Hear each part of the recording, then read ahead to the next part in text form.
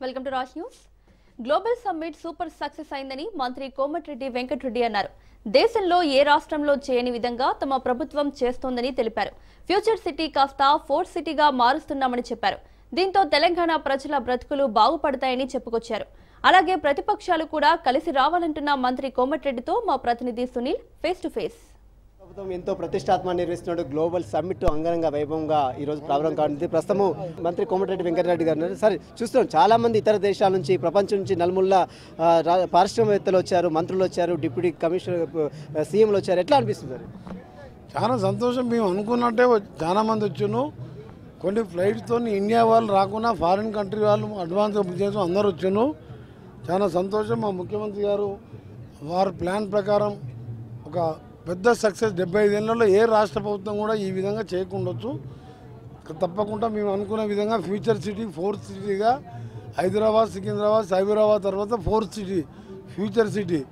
దీంతో తెలంగాణ ప్రజల బతుకులు బాగుపడతాయి, నిరుద్యోగుల ఆశలు నెరవేరుతాయని చెప్పి ఆశిస్తూ తప్పకుండా ఆ దిశగా మేమందరం కూడా చేస్తాం.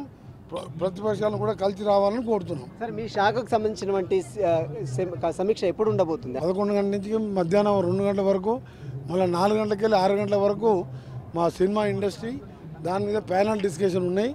ఇప్పుడు సర్పంచ్ ఎలక్షన్ లాస్ట్ ఫేజ్, మొదటి ఫేజ్లో ఉన్నాయి కాబట్టి దాని గురించి ఇక్కడ ఆఫీస్ రూమ్లో కూర్చొని డిస్కస్ చేసుకుంటాం. ఇప్పుడు వేరే డిస్కషన్ నడుస్తుంది. తప్పకుండా తెలంగాణ దేశంలో కాదు ప్రపంచంలో పోటీకి వచ్చే విధంగా తయారు చేస్తాం. ఫ్యూచర్ సిటీలో మీ పాత్ర కూడా చాలా ఉంది, R&B పాత్ర కూడా చాలా ఉంది.